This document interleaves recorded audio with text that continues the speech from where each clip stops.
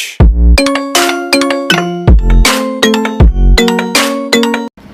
Hello students, part third students, चूँकि हमारे साथ साइकोलॉजी में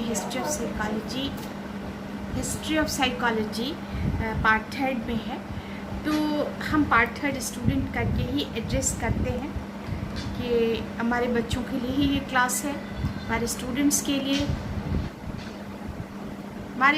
के लिए ही ये क्लास है। तो यहाँ पे हमने आपको जब बिहेवियरिज्म पढ़ाया तो उस वक्त ही ये बात बिल्कुल स्पष्ट कर दिया था मैंने कि मैं आप लोगों को स्ट्रक्चरलिज्म के संबंध में भी कुछ बातें बताऊंगी। स्ट्रक्चरलिज्म, देखिए, एंशिएंट साइकोलॉजी के संबंध में आज हम लोग बात करेंगे। पहले ऊंट के बारे में, ऐसे जो विलियम ऊंट के संबंध में हम कुछ बातें करेंगे। देखिए, बहुत पहले साइकोलॉजी जितने भी विषय हैं, ये मैं बार बार क्लासेस में भी कहती रही हूँ कि जितने भी विषय हैं उन सबों का जन्म फिलॉसफी के क्षेत्र में ही हुआ है। फिलॉसफी के क्षेत्र में, philosophy he mother of all subjects है। मदर ऑफ ऑल सब्जेक्ट्स हम मानते हैं।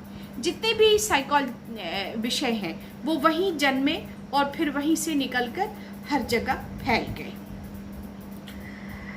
उसी क्षेत्र में, उस फिलॉसफी के क्षेत्र में ही ऐसे विषयों का और ऐसे तथ्यों का और ऐसे मटेरियल्स का जन्म हुआ जो विभिन्न विषयों के लिए बहुत ही इम्पॉर्टेंट हुआ और बाद में उसको लोगों ने उठाकर अपने विषय को अलग करके फिलॉसफी से अलग क्षेत्र में ले जाने का प्रयास किया और ले गए।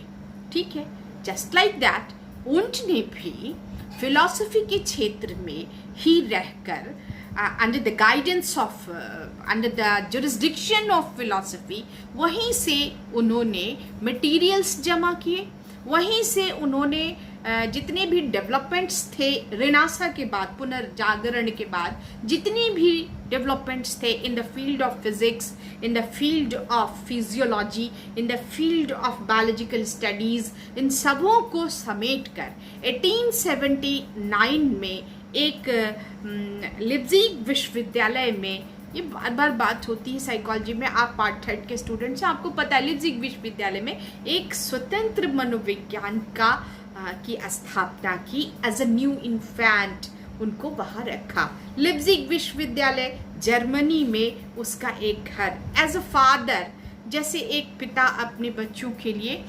घर, खाना, पीना, ये सारी चीज़ें जमा करता है, उसी तरह विलियम ऊंट से पहले मनोवैज्ञानिक विषय तो बहुत थे, यत्र तत्र इधर उधर बहुत सारे फील्ड्स में वो फैले हुए थे, लेकिन कोई मनोविज्ञानी नहीं था। विज्ञान का कोई भी, मनोविज्ञान का खुद को मनोवैज्ञानिक कहने वाला कोई नहीं था। ये काम सर्वप्रथम 1879 में विलियम ऊंट ने किया।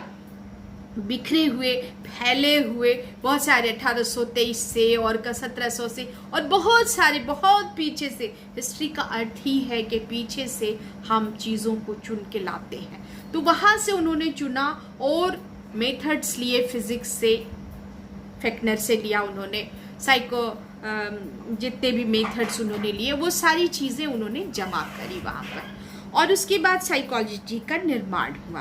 अब हम आपको बताते हैं कि विलियम ऊंट जो father of psychology, experimental psychology कहलाते हैं, उनके जीवन के संबंध में थोड़ी सी बात हम करेंगे। ये वीडियो जिस वक्त 10 मिनट का होगा मैं उसको बंद कर दूंगी।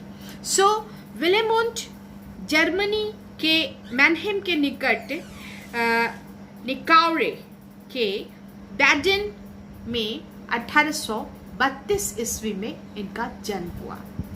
1832 ईस्वी 6 जून को इनका बर्थ हुआ। कहाँ? मैनहेम के पास एक गांव में। उनके पिता एक पुरोहित थे, यानी एक पादरी थे। कहाँ? चर्च में। और उनके कुछ भाई बहन थे और बहुत सारे भाई बहनों की मृत्यु भी उनके हो गई थी। जो भाई जीवित थे वो उनके बचपन ही में शिक्षा के उद्देश्य से घर को छोड़कर चले गए थे। हम बुक देखकर आपको बता रहे हैं, आप इसको नोट करते जाइएगा। वे अपने परिवार के इकलौते के समान रहे। बहुत सारे भाई बहन थे, कुछ की डेथ हो गई और कुछ जो थे वो एजुकेशन में, जो जीवित रहे वो एजुकेशन के लिए गांव से बाहर चले गए इसलिए उनका जो लालन पालन हुआ बिल्कुल ऐसे जैसे एक सिंगल चाइल्ड होता है घर में, एक इकलौती औलाद की तरह वो अपने घर में रहे। उनका अकेलापन और भी तीव्र था क्योंकि माँ बाप के साथ उनका भावनात्मक इमोशनल अटैचमेंट नहीं था। और पाठशाला की 2 साल की शिक्षा दीक्षा के बाद ही फ्रेडरिक मूलर का नाम आप साइकोलॉजी में बहुत ज़्यादा जानेंगे। वो एक नामक एक पुरोहित ने ली, जिसके संभवतः उनके पिता के अधीन रह चुके थे। वो भी पुरोहित थे और पिता के अधीन रह चुके थे मूलर फ्रेडरिक। उन्हीं के अंडर में इनका लालन पालन चला गया वुंट का।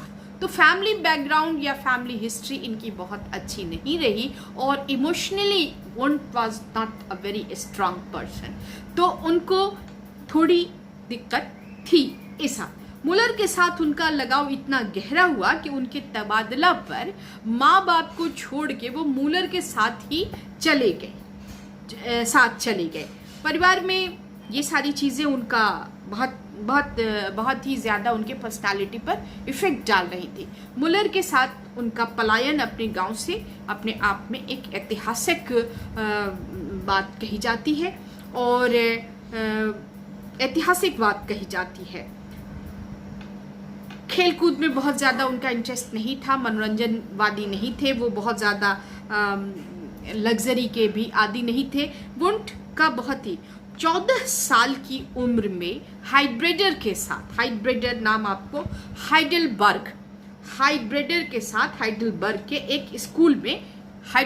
एक स्कूल में दाखिल हो गए और यही उन्होंने सामान्य जीवन से पहली बार संपर्क किया। इसके पहले उनके ऊपर बहुत ही ज़्यादा प्रेशर था फैमिली का और भाई बहनों के साथ, और फिर उनका माँ बाप के साथ बहुत संवेगात्मक जुड़ाव नहीं था। तो संपर्क लिया और शीघ्र ही ज्ञानोपार्जन के लिए यानी स्टडी करने के लिए ऐसे लीन हुए कि लोगों को उनका लोहा मानना पड़े। इसीलिए मैं बार बार कहती हूँ कि स्टूडेंट्स कब अपना ट्रैक बदल लेंगे, कब सही जगहों पे चले जाएंगे, ये बात समझना बहुत मुश्किल। अगर अर्ली स्टेज में कोई बच्चा, काउंसलिंग के दौरान मैं हमेशा ये बात कहती हूँ पेरेंट्स को कि अगर अर्ली स्टेज में कोई भी बच्चा बहुत कमज़ोर दिख रहा है तो आप ये प्रेडिक्ट नहीं कर सकते हैं कि in the long run in life में वो कुछ भी नहीं कर करेगा। वुंट ही नहीं बल्कि बहुत सारे ऐसे, वॉटसन भी बहुत ही उपद्रवी छात्र रहे, लेकिन बाद में जो वॉटसन ने किया, जिसको आज भी दुनिया जिसके बारे में लोहा मानती है, और वाटसन ने एक ऐसा स्टूडेंट स्किनर एंड हल तैयार किया जो कि आज भी मनोविज्ञान जगत में जिनकी बातों को मानना और उनके आधार पर निर्णय लेना और सोसाइटीज़ का निर्माण करना बहुत ही आवश्यक है। खास करके साउदर्न अमेरिका में तो स्किनर की बातें आज भी चलती हैं। तो ये प्रेडिक्शन करना कि कोई बच्चा यदि बचपन में बहुत अच्छा नहीं कर रहा है तो आगे चल के भी वो बहुत अच्छा नहीं करेगा, ये सही नहीं है। तो वुंट ने भी यू टर्न लिया और पूरी तरह से उनका अपना लोहा मनवा लिया। 16 वर्ष की आयु में उन्होंने 1851 में 16 वर्ष की आयु में ट्यूबिंगन विश्वविद्यालय में प्रवेश लिया। ट्यूबिंगन ट्यूबिंगन विश्वविद्यालय में प्रवेश लिया और यही उन्होंने फिजियोलॉजी पढ़ना शुरू किया। He was not the student of psychology, he was the student of physiology।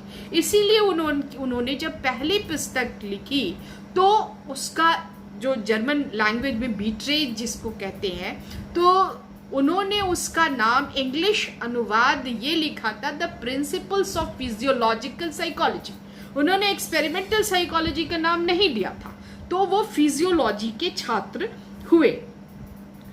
और कुछ आर्थिक कठिनाइयों की वजह से और शरीर की उनकी नजर आई जिससे जीविका भी मिल सके, जो फिजियोलॉजी में संभव था, तो उन्होंने फिजियोलॉजी में के क्षेत्र में अध्ययन प्रारंभ कर लिया।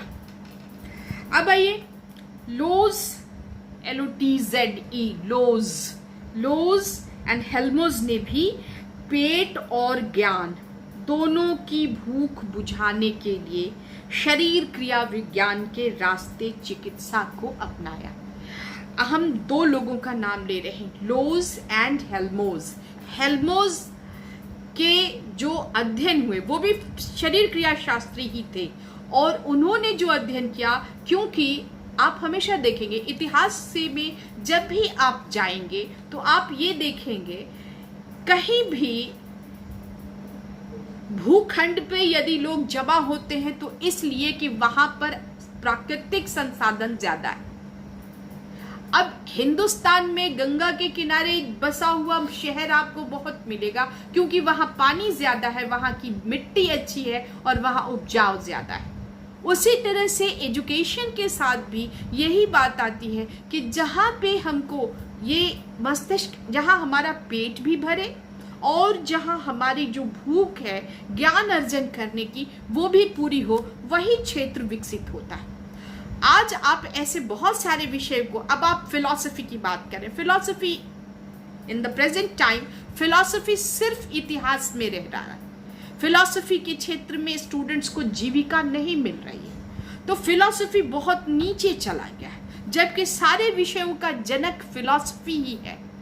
तो फिजियोलॉजी की तरफ आने का उंट का और लोज का और हेल्मोज का एंड मेनी मोर, बहुत सारे ऐसे हैं, आगे नाम आता जाएगा, मैं आपको बताती जाऊंगी। तो उन सबों का लक्ष्य यही था कि फिजियोलॉजी के क्षेत्र में जीविका भी थी, जीविकोपार्जन के साधन थे, और वहां पढ़ने से ये मानसिक भूख भी मिटती थी और पेट की भूख भी मिटती थी। दैट इज वाई ये सारे जो eminent people of the psychology and the physiological world हुए, वो सब के सब वहां पर आए और उन्होंने अपना स्टडी फील्ड इसी को बनाया। तो 16 वर्ष की आयु में ही उन्ट भी यहीं पर आ गए। 1852 में उन्होंने PhD की डिग्री 1856 में, सॉरी 52 नहीं 56 में PhD की डिग्री उन्होंने ले ली। किससे लिया? तो PhD की डिग्री ली, MD की उपाधि भी प्राप्त की। MD की फिजियोलॉजी में या क्लिनिकल साइकोलॉजी में आज भी MD की डिग्री बहुत ज़रूरी होती है, तभी कोई specialized and recognized registered counsellor बनता है। तो ये चीज़ उन्होंने की। इसी वर्ष प्रयोगात्मक शरीर क्रिया विज्ञान के जन्मदाता और उस समय के सबसे बड़े शरीर क्रिया शास्त्री, उस समय के शरीर क्रिया शास्त्री जिनका नाम था जोहानस मुलर। आपको याद होगा स्टेशियोमीटर का हमने आप लोगों को प्रैक्टिकल अभी पढ़ाया नहीं है, जिसको मैं स्टेशियोमेट्रिक इंडेक्स ये हम लोग पढ़ाएंगे, जिन्होंने सेंसिटिविटी ऑफ द स्किन पर काम किया। जोहानस मुलर से कुछ सीखने और लाभ उठाने के लिए उन्ट बर्लिन चले गए। कहाँ से? जर्मनी से बर्लिन चले गए, और जहां उन्होंने भौतिक, फिजिक्स और बड़े बड़े शरीर क्रिया शास्त्री विज्ञानी जो थे उन सबों के साथ अपना संबंध बनाया, जिसमें बोइस रेमंड और वॉकमैन ये सभी लोग आते हैं। तो वहां जाने बर्लिन तक की यात्रा को मैं अभी इस वीडियो में आपको बता रही हूँ। उसके बाद वुंट ने किस तरह से 1879 में साइकोलॉजी को फिलॉसफी से अलग करके physiological elements and developmental elements and physics के लॉज को लेकर एक इंडिपेंडेंट साइंस एस्टैब्लिश किया as with the name of psychology. तो इसके बारे में हम लोग अगले वीडियो में चर्चा करेंगे। Bye students, we'll meet again in another video.